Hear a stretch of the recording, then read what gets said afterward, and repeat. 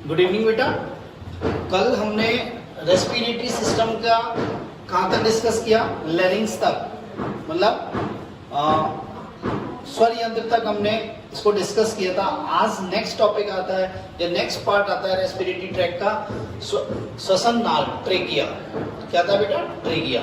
देखो ट्रेकिया क्या होती है, 10 से 12 सेंटीमीटर लंबी होती है। कितनी होती है? 10 से 12 सेंटीमीटर लंबी होती है। और ये क्या होती है? ट्यूब लाइक संरचना होती है, एक नलिका संरचना होती है, ट्यूब लाइक संरचना होती है। इसलिए से क्या होते हैं? विंड पाइप भी बोलते हैं। क्या बोलते हैं बेटा? विंड पाइप, मतलब हवा का पाइप। क्या बोलते हैं बेटा? हवा का पाइप। ठीक है। अब देखो ये कहां से चालू होता है? ये चालू होता है लैरिंग्स पे से। कहां होता है? लैरिंग्स पे से चालू होता है। कहां तक होता है ये पक्ष गुहा तक होता है, पक्ष गुहा। और पक्ष गुहा में कहां तक? T5 तक। ठीक है। फिफ्थ थोरेसिक वर्टिब्रा तक ये उपस्थित होता है। ठीक है। इसकी लंबाई कितनी बताई? 10 से 12 सेंटीमीटर। होता क्या बेटा? इसमें क्या होता है? सी शेप के, सी आकृति के, सी आकृति से 16 से 20, सी आकृति के 16 से 20 क्या पाए जाते हैं? हाइलैंड कार्टिलेज के बने हुए छल्ले पाए जाते हैं। हाइलैंड उपास्थि के बने छल्ले पाए जाते हैं। ठीक है। देखो मैंने ये छल्ले बनाए हुए इस प्रकार, तो क्या हो गई? 12 सेंटीमीटर लंबी हो गई, 10 to 12 सेंटीमीटर। ट्यूब लाइक संरचना, इसलिए क्या बोला? विंड पाइप, हवा का पाइप। ठीक है। कहां स्टार्ट होती है? लैरिंग से कहां तक होती है? पक्षगुहा में। कहां तक होती है? T5 तक। कहां तक होती है बेटा? T5 तक। ठीक है। इसमें क्या होते हैं? सी आकृति के छल्ले पाए जाते हैं। 16 से 20 क्या पाए जाते हैं? सी आकृति के छल्ले पाए जाते हैं, जो किसके बने होते हैं? हाइलैंड कार्टिलेज के। होता क्या है? ये सी आकृति के छल्ले जो होते हैं बेटा, ये, ठीक है, ये डॉर्सल सरफेस पर, क्या बेटा? डॉर्सल सरफेस पर क्या होते हैं? अपूर्ण होते हैं, इनकम्प्लीट होते हैं। पृष्ठ सतह पे क्या होते हैं? इनकम्प्लीट होते हैं। देखो इस प्रकार, ये पृष्ठ सतह पे क्या है? इनकम्प्लीट है। और ये क्या करते हैं कि ये जो श्वास नली है, इसको पिचकने से बचाते हैं। क्या? श्वास नली को पिचकने से बचाते हैं, कोलैप्स होने से बचाते हैं, पिचकने नहीं देते। क्या नहीं देते बेटा? पिचकने नहीं देते। ठीक है। तो ये है आपकी ट्रेकिया। क्या है बेटा? ट्रेकिया, श्वसन नली। ठीक है।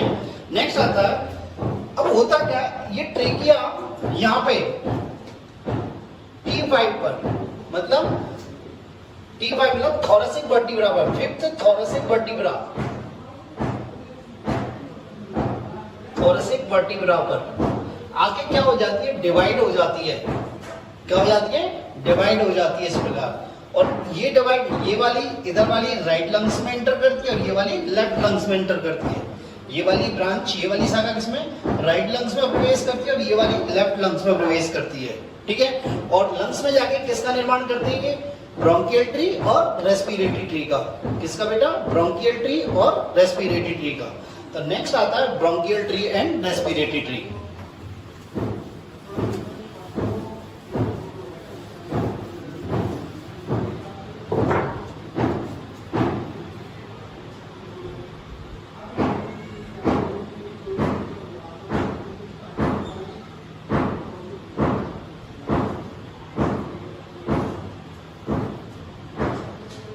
ब्रोंकियल ट्री और रेस्पिरेटरी ट्री आपकी बुक में बहुत ज्यादा डिस्कस नहीं किए गए, बहुत ज्यादा इनके बारे में दिया नहीं गया है, पर मैं आपको बता रहा हूँ क्या होता है। ये ट्रेकिया, ये श्वास नली फिफ्थ थोरेसिक वर्टिब्रा पे आके डिवाइड होती है और ये क्या बनाती है? ये ट्रेकिया किसमें डिवाइड होती है? प्राथमिक श्वसनी में। किसमें बेटा? प्राथमिक श्वसनी में। फिर प्राथमिक श्वसनी किसमें डिवाइड होती है? द्वितीयक श्वसनी में। किसमें? द्वितीयक श्वसनी में। और द्वितीयक श्वसनी किसमें डिवाइड होती है? तृतीयक श्वसनी में। किसमें बेटा? तृतीयक श्वसनी में। इस प्रकार ये द्वितीयक श्वसनी हो गई, ये तृतीयक श्वसनी हो गई। इस प्रकार ये डिवाइड होती रहती है। ठीक है। और कहां तक होती है?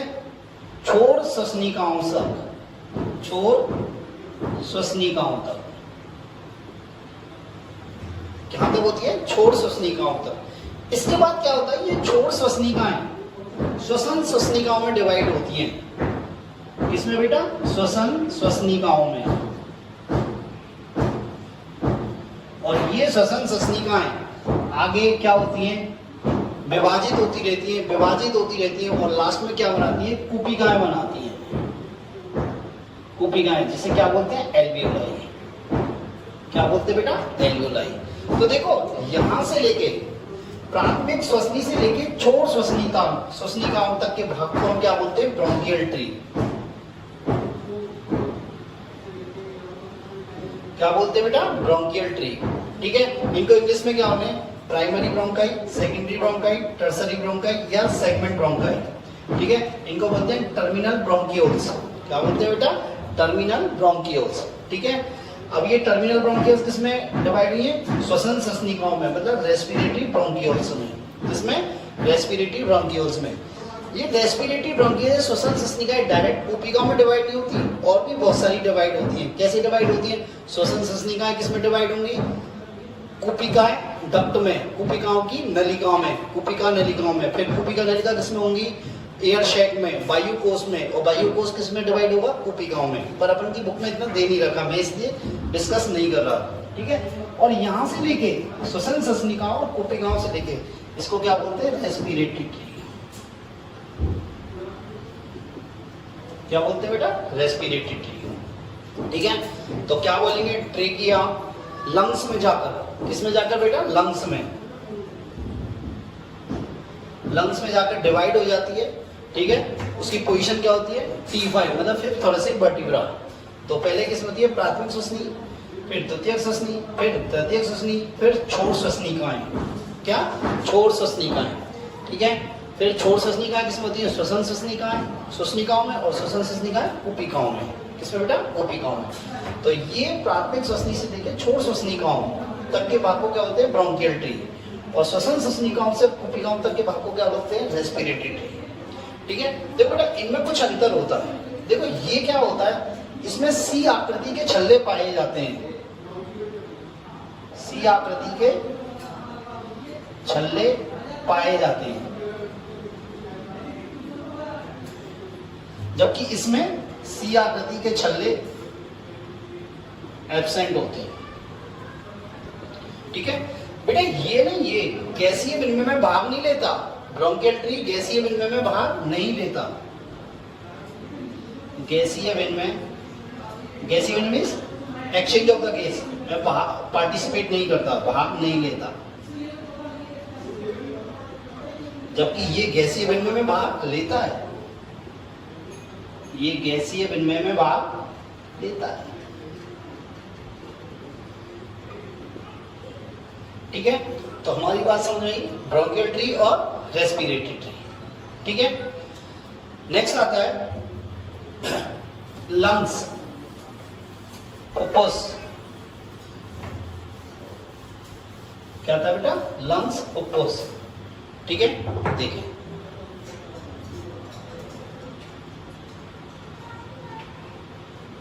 लंग्स, फेफड़े। देखो बेटा ये इस प्रकार होते हैं, इस प्रकार लंग्स हैं। ठीक है, मैं इसको मिटा देता हूं, इरेज कर देता हूं।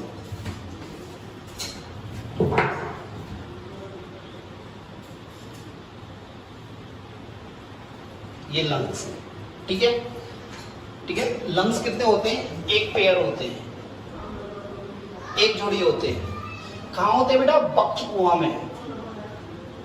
कहाँ उपस्थित होते हैं? बक्ष गुहा में, थोरेसिक कैविटी में। ठीक है, ये देखो जन्म के समय जैसे बच्चा जन्म लेता है तब ये कैसे होते हैं? पिंक कलर के होते हैं। पर जैसे जैसे एज बढ़ती है हमारी तो ये कैसे होते हैं? धूसर कलर के हो जाते हैं, धूसर रंग के हो जाते हैं, ग्रे ब्लैक, ग्रे या ब्लैक कलर के हो जाते हैं। क्यों हो जाते हैं? क्योंकि स्मोकिंग के कारण, सिगरेट या गुटखा वगैरह खाने के कारण, या फिर हम बहुत सारा प्रदूषण होता है, प्रदूषण को क्या आते हैं हम श्वसन में लेते हैं, तो उसके कारण क्या होता है? कार्बन पार्टिकल हमारे अंदर जाते हैं जो इसके कलर को क्या करते हैं? धूसर कर देते हैं। ठीक है, दूसरा क्या होता है? ये सॉफ्ट होता है और स्पंजी होता है। सॉफ्ट कोमल होता है और स्पंजी होता है। स्पंजी मीन दबाने पे ये ऐसे स्पंजी की तरह दब जाता है, सॉफ्ट होता है। सबसे बड़ी बात क्या होती है, इसमें कोई भी पेशी नहीं पाई जाती। पेशियां क्या होती हैं इसमें, एब्सेंट होती है, ठीक है। इसलिए क्या होता है, इसमें स्वतः संकुचन एवं अनुशीतलन की क्षमता नहीं पाई जाती। क्या बेटा, स्वतः संकुचन एवं अनुशीतलन की क्षमता एब्सेंट होती है, ठीक है। जब एब्सेंट होती है इसलिए इसे सकन लंग्स भी कहते हैं। सकन लंग्स हिंदी में सकन मीन्स होता है डूबा हुआ, ठीक है, सकन लंग्स भी कहते हैं, ठीक है।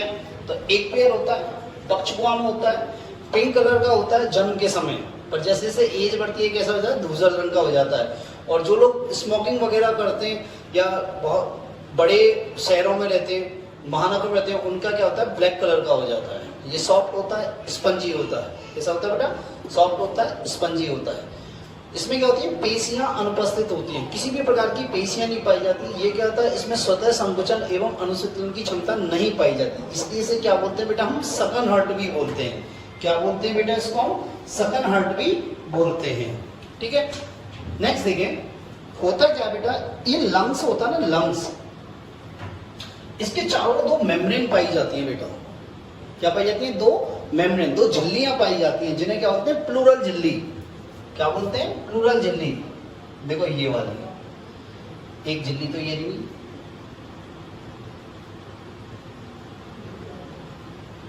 ये रेड कलर की जो दिखा रहा हूं, ये एक झिल्ली ये नहीं, और एक झिल्ली ये नहीं, ये ब्लू कलर की जो दिखा रहे हैं एक झिल्ली ये।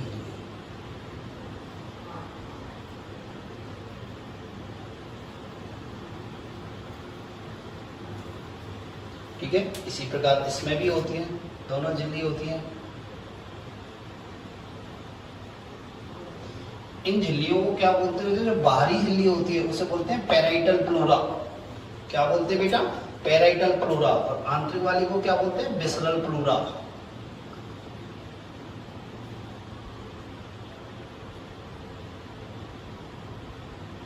ये तो क्या हो गई हमारी बाहरी पैराइटल प्लूरा, ठीक है बेटा। और ये दूसरी वाली रेड कलर की क्या होगी, विसरल प्लूरा, विसरल प्लूरा, ठीक है। अब ये पैराइटल प्लूरा और विसरल प्लूरा के बीच में क्या होती है, गुहा पाई जाती है। पैराइटल प्लूरा और विसरल प्लूरा के बीच में क्या पाई जाती है, एक गुहा पाई जाती है, इसे क्या बोलते हैं, पैराइटल गुहा या प्लूरल कैविटी, प्लूरल गुहा। क्या बोलते हैं बेटा, प्लूरल गुहा। और इस प्लूरल गुहा में क्या होता है, एक द्रव उपस्थित होता है, पतली सी झिल्ली के रूप में द्रव उपस्थित रहता है, जिसे क्या बोलते हैं, प्लूरल द्रव। क्या बोलते हैं बेटा, प्लूरल द्रव या प्लूरल फ्लूइड। ये प्लूरल फ्लूइड क्या करता है बेटा, ये क्या करता है, घर्षण रहित गति प्रदान करता है। क्या करता है, घर्षण रहित गति प्रदान करता है। इसकी मात्रा कम होती है, पर कभी कभी क्या होता है, बैक्टीरियल इन्फेक्शन हो, जब जीवाणु का इन्फेक्शन हो जाता है तो इस प्लूरल फ्लूइड की मात्रा बढ़ जाती है, प्लूरल द्रव की मात्रा बढ़ जाती है। तो क्या होती है, श्वसन में तकलीफ होती है, श्वसन में क्या होती है, परेशानी होती है, श्वसन लेने में परेशानी होती है। तो इस रोग को क्या बोलते हैं, प्लूरेसी। क्या बोलते हैं बेटा, प्लूरेसी। क्या बोलते हैं मेरे बच्चा, प्लूरेसी। नेक्स्ट देखते हैं, ठीक है, एक बार दोबारा सुन लो। बाहरी लेयर होती है उसे पैराइटल प्लूरा, आंतरिक को विसरल प्लूरा, दोनों के बीच में गुहा पाई जाती है, प्लूरल गुहा। क्या बोलते हैं, प्लूरल गुहा। और प्लूरल गुहा के अंदर क्या होता है, द्रव पाया जाता है, पतली झिल्ली के रूप में पाया जाता है, बहुत कम मात्रा में पाया जाता है, प्लूरल द्रव कहते हैं। प्लूरल द्रव क्या करता है, घर्षण रहित गति प्रदान करता है। क्या प्रदान करता है, घर्षण रहित गति प्रदान करता है। कभी कभी क्या होता है, बैक्टीरियल इन्फेक्शन हो जाता है। क्या हो जाता है बेटा, बैक्टीरियल इन्फेक्शन, बैक्टीरियल इन्फेक्शन हो जाता है। तो इस प्लूरल द्रव की मात्रा क्या हो जाती है, बढ़ जाती है। तो श्वसन में क्या हो जाती है, परेशानी आ जाती है, इसे बोलते हैं प्लूरेसी। क्या बोलते हैं बेटा, प्लूरेसी। ठीक है। ये बेटा जो ये खांच दी दिख रही है इसको बोलते हैं हम हृदय खांच, हृदय खांच, कार्डियक नोच। कार्डियक नोच क्यों कहते हैं बेटा? क्योंकि यहाँ पे हृदय उपस्थित होता है। क्या उपस्थित होता है? हृदय। और ये जो दोनों लंग्स के बीच में अवकाश है, जो स्थान है, इसको बोलते हैं मध्य अवकाश। क्या बोलते हैं बेटा? मध्य अवकाश। तो हम क्या कह सकते हैं? मध्य अवकाश में क्या पाया जाता है? हृदय। मध्य अवकाश में क्या होता है? हृदय। ठीक है, नेक्स्ट देखते हैं। देखो ये लंग्स जो होते हैं हमारे, ये जो लंग्स जो होते हैं, ठीक है, ये दो होते हैं। एक तो क्या राइट लंग्स, क्या हो गया बेटा? एक राइट लंग्स, एक हो गया लेफ्ट लंग्स। क्या हो गया बेटा? Left lungs.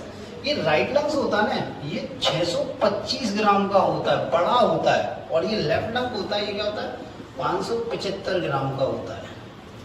कितना होता है? 575 ग्राम का। तो लंग्स कितने प्रकार के हो गए हमारे? दो प्रकार, दो लंग्स हैं, दो हो गए। एक तो हो गया राइट लंग्स, एक हो गया लेफ्ट लंग्स। ये क्या बेटा? बड़ा कितना है? 625 ग्राम का है। ये कैसा हो गया? छोटा। कैसा हो गया बेटा? छोटा। इसमें कितना था? 575 ग्राम का होता है। दोनों में कितना? करीब 50 ग्राम का अंतर होता है। ये होता है 3 पिंडों का बना होता है। किसका बना होता है? 3 पिंडों का। और ये किसका बना होता है बेटा? 2 पिंडों का। ठीक है, इन पिंडों का नाम क्या है? अग्रपिंड, मध्यपिंड एवं पश्चपिंड। ठीक है बेटा, अग्रपिंड, मध्यपिंड एवं पश्चपिंड। ये लो भैया, ठीक है, 3 हो गए। इसमें कौन कौन से हो गए? अग्रपिंड, मध्यपिंड और पश्चपिंड।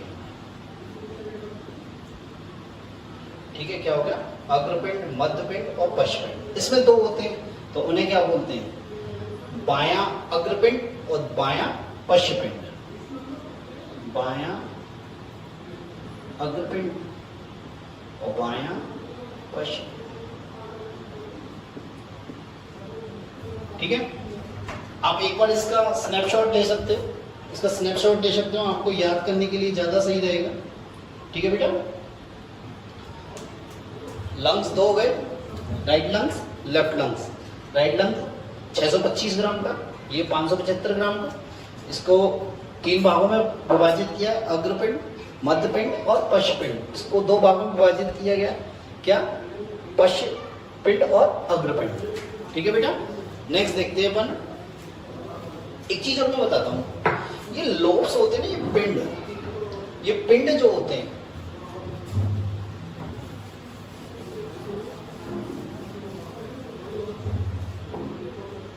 ये पिंड, इनको बोलते हैं लोब्स। ये लोब्स क्या होते हैं? छोटे छोटे लोब्यूल्स में बटे हुए होते हैं। किसमें बटे होते हैं? लोब्यूल्स में। और ये लोब्यूल्स किसमें बटे होते हैं? एयर शैक में। किसमें? एयर शैक, वायुकोश में। और ये एयर शैक किसमें डिवाइड होती है? एल्वियोलाई में। एल्वियोलाई मींस कुपिकाएं। क्या बेटा? कुपिकाएं। ठीक है, तो लोब्स किसमें बटे होते हैं? लोब्यूल्स में। किसमें? लोब्यूल्स में। और लोब्यूल्स किसमें बटे होते हैं?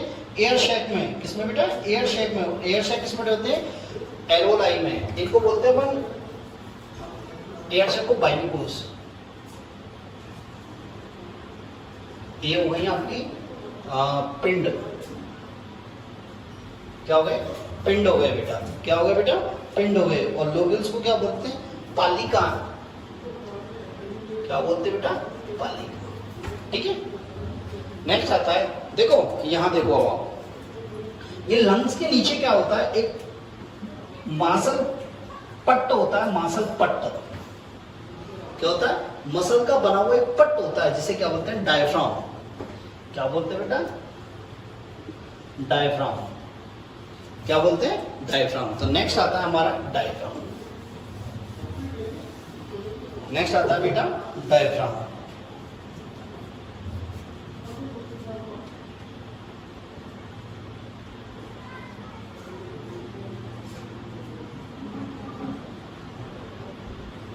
डायफ्राम। देखो ना, डायफ्राम क्या होता है? ये डायफ्राम के अंदर मांसल पट्ट होता है, मस्कुलर सेप्टम होता है। क्या होता है बेटा? मांसल पट्ट होता है। और ये क्या होता है? जो देह गुहा होती है, हमारी देह गुहा, ये वाली देह गुहा है, इसको दो भागों में बांट देता है। शरीर गुहा को या देह गुहा को, शरीर गुहा को दो भागों में बांट देता है। देखो, ऊपर वाला, ऊपरी भाग को बोलते हैं बक्ष गुहा, और निचले भाग को क्या बोलते हैं बेटा? उदर गुहा। मतलब ये क्या होगी? थोरेसिक कैविटी, और ये क्या होगी? Abdominal cavity. क्या होगी बेटा? Abdominal cavity. तो डायफ्राम क्या है? मांसल पट्ट है। शरीर गुहा को कितने भागों में बांटता है? दो भागों में बांट देता है। ऊपर की तरफ जो भाग है उसे बक्ष गुहा कहते हैं। क्या बोलते हैं? बक्ष गुहा। और निचले वाले को क्या बोलते हैं? उदर गुहा। दूसरी बात देखो, ये डायफ्राम क्या होता है? ये स्तनधारियों का विशेष लक्षण है। मतलब या तो किसमें पाया जाता है? ये स्तनधारियों में, और स्तनधारियों के अलावा और किसमें पाया जाता है? मगरमच्छ में भी पाया जाता है। किसमें पाया जाता है बेटा? मगरमच्छ में। स्तनधारियों में पाया जाता है और मगरमच्छ में पाया जाता है। सामान्य अवस्था में एक ऐसा होता है गुंबदाकार। देखो ऐसे होता है, डाउन से। सामान्य अवस्था में कैसा होता है? गुंबदाकार।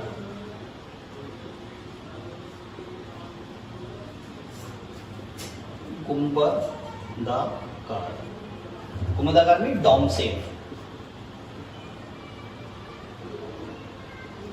गुंबदाकार होता है। कैसा होता है बेटा? गुंबदाकार। इस डायफ्राम में जो पेशियां पाई जाती हैं उन्हें बोलते हैं अरीय पेशियां, रेडियल मसल्स। क्या बोलते हैं? Radial muscles. अब देखो, सामान्य अवस्था में ये कैसा है? गुंबदाकार है, डाउन शेप का है। कैसा है बेटा? डाउन शेप का। और किससे लगा हुआ है? लंग से लगा हुआ है। मतलब किधर की तरफ है? ये बक्ष गुहा की तरफ है। किधर की तरफ है? बक्ष गुहा की तरफ है। तो होता क्या है, जब इन रेडियल मसल्स में, इन रेडियल मसल्स में संकुचन होता है। क्या होता है बेटा? संकुचन। इन रेडियल मसल्स में क्या होगा? संकुचन होगा।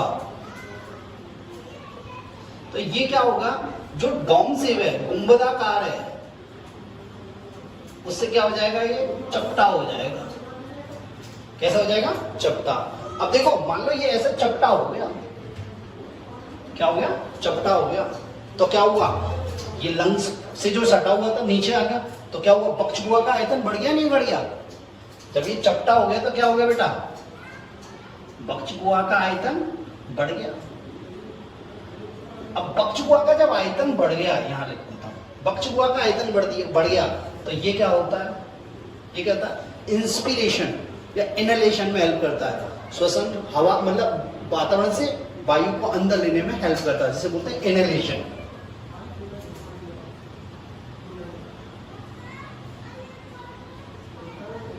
इनहेलेशन में सहायक होता है, अंतःश्वसन में सहायक होता है, ऐसे बोल सकते हैं। अंतःश्वसन में ये सहायक होता है। बात समझ में आई? डायफ्राम में कौन सी मसल होती है? रेडियल मसल्स होती है। जब इनमें संकुचन होता है तो ये गुंबदाकार से कैसा हो जाता है? फ्लैट हो जाता है। इस शेप से ऐसा है गुंबदाकार, तो ये कैसा हो जाता है? फ्लैट हो जाता है।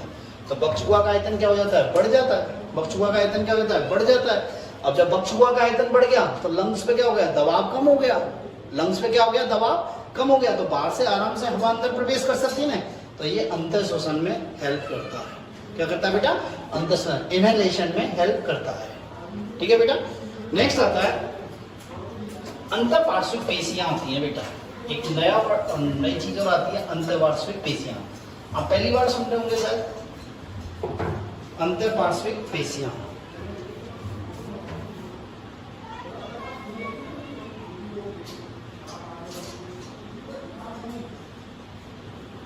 इनको बोलते हैं इंटरकोस्टल मसल्स। देखो ना, ये इंटरकोस्टल मसल्स होती क्या है? एक्चुअली जो पसलियां होती हैं हमारे, ये पसलियां, इन पसलियों के बीच में, दो पसलियों के बीच में जो स्पेस है, दो पसलियों के बीच में जो स्पेस है, स्थान है, उसे बोलते हैं अंतःपार्श्विक स्थान। क्या बोलते हैं बेटा? अंतःपार्श्विक स्थान। ये दो पेशियां हैं, सॉरी पसलियां हैं, इन पसलियों के बीच में जो स्थान है उसे बोलते हैं अंतःपार्श्विक स्थान। और इनमें जो मसल्स पाई जाती हैं, पेशियां जो पाई जाती हैं, उसे क्या बोलते हैं? अंतःपार्श्विक पेशी या अंतःपार्श्विक पेशी। बात समझ में आई? तो ये कहां पाई जाती है? दो पसलियों के मध्य। कहां पाई जाती है बेटा? ये दो पसलियों के मध्य। ठीक है। ये अंतःपार्श्विक पेशियां दो प्रकार की होती हैं।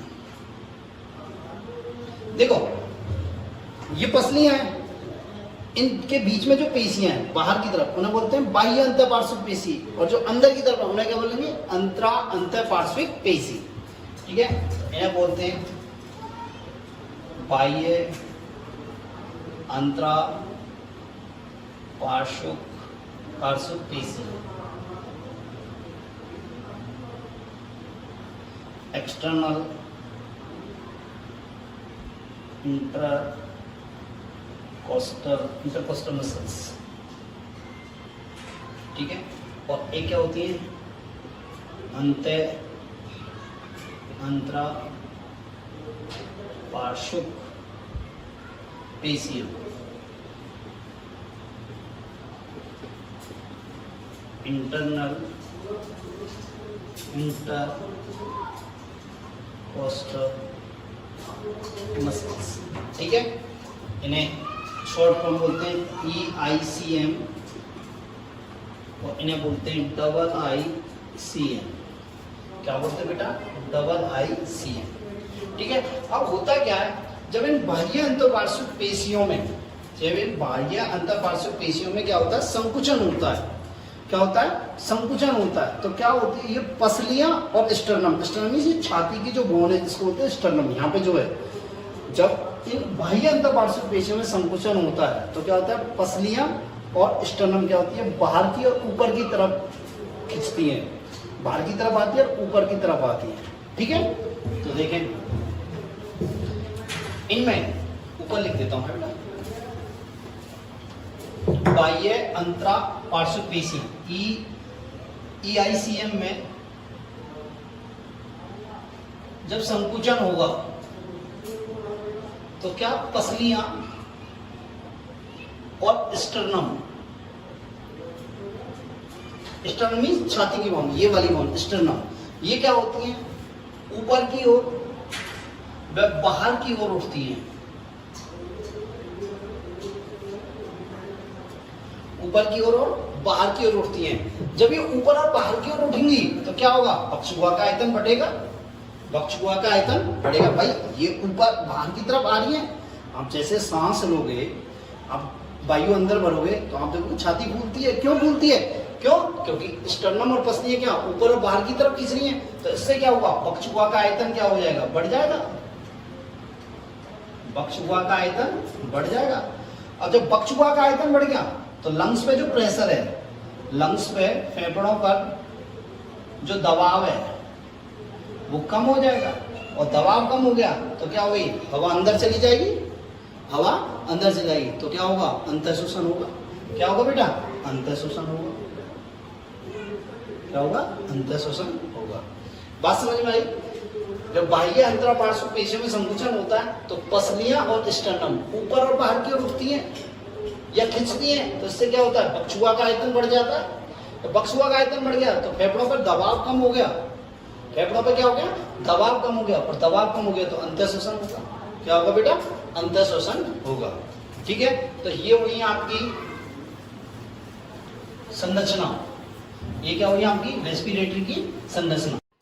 नेक्स्ट आता है बेटा एल्वियोलाई। क्या आता है बेटा? एल्वियोलाई। देखो हमने बताया था कि जो रेस्पिरेटरी ट्री है वो लास्ट में क्या होता है उसमें? एल्वियोलाई, कूपिकाएं। क्या होता है? कूपिकाएं। तो बेटा कूपिका क्या होती है? लंग्स की, इसकी लंग्स की संरचनात्मक एवं क्रियात्मक इकाई होती है। क्या होती है बेटा? संरचनात्मक एवं क्रियात्मक इकाई होती है। ये बहुत अधिक संख्या में पाई जाती है। 300 मिलियन पाई जाती है। कितनी पाई जाती है? 300 मिलियन, या फिर ये कह सकते हैं 150 मिलियन इन ईच लंग्स, प्रत्येक लंग्स में कितनी होती है 150 मिलियन। देखो बेटा ये साइज भी इनकी बहुत छोटी होती है, इनकी 2.2 mm क्या होता है व्यास होता है, क्या होता है 2.2 mm व्यास होता है। और इनकी जो ये परत है बाह्य परत और आंतरिक परत, इनकी मोटाई कितनी होती है 0.2 माइक्रोमीटर इसकी मोटाई होती है। ठीक है बेटा, इसकी क्या होती है मोटाई होती है। तो एल्वेलाई क्या लंग्स की क्रियात्मक एवं संरचनात्मक इकाई है। क्या बेटा क्रियात्मक एवं संरचनात्मक इकाई है। और दोनों फेफड़ों में कितनी होती है 300 मिलियन, 150 मिलियन पर लंग्स। इनका व्यास कितना था 0.2 mm इन व्यास। और इसकी जो थिकनेस होती है इस वॉल की, इसकी दीवार की जो थिकनेस होती है वो कितनी है 0.2 माइक्रोमीटर। क्यों होती है? क्योंकि विसरण की क्रिया द्वारा श्वसन यहीं से होता है, गैसों का आदान प्रदान इसी से होता है। ठीक है बेटा, देखो इसकी जो दीवारें होती है, इसकी जो दीवारें होती है वो दो परतों की बनी होती है। एक होती है बाह्य परत और एक होती है आंतरिक परत। एक तो होती है बेटा बाह्य परत और एक होती है आंतरिक परत। बाह्य परत जो होती है वो किसकी बनी होती है प्रत्यास्थ तंतु में संयोजी ऊतक की। किसकी बनी होती है बेटा प्रत्यास्थ तंतु में संयोजी ऊतक की। और जो आंतरिक परत है वो किसकी बनी होती है बेटा सरल सल्की उपकला की। किसकी बनी होती है बेटा सरल सल्की उपकला की। ठीक है, ये सरल सल्की उपकला होती है ना, इसकी जो कोशिकाएं होती है उन्हें बोलते हैं न्यूमोसाइट। क्या बोलते हैं बेटा न्यूमोसाइट्स। ठीक है, इनका न्यूमोसाइट्स ही दे रखा है, हिंदी में कोई नाम नहीं दे रखा, न्यूमोसाइट्स ही बोला जा रहा है। मतलब लंग्स की कोशिकाओं को न्यूमोसाइट्स कहते हैं। इस न्यूमोसाइट्स दो प्रकार की होती हैं, न्यूमोसाइट्स टाइप 1 और टाइप 2। ठीक है, ये कितनी होती है बेटा ये होती है 95%। और ये आकार में कैसी होती है छोटी। न्यूमोसाइट्स कैसी होती है 95% और आकार में कैसी होती है छोटी। ये कितनी होती है 5% होती है बेटा से। कितनी होती है 5% और आकार में कैसी होती है बड़ी। ठीक है, इनका काम क्या होता है, ये गैसीय विनिमय में सहायक होती है। गैसीय विनिमय में सहायक। ठीक है बेटा, किसमें सहायक होती है गैसीय विनिमय में सहायक होती है। जबकि ये क्या करती हैं, ये एक विशेष प्रकार की फास्फोलिपिड स्रावित करती हैं। क्या करती है विशेष प्रकार की फास्फोलिपिड स्रावित करती हैं। फास्फोलिपिड जिसका नाम क्या है लेसिथिन सेकेंड। Lecithin second.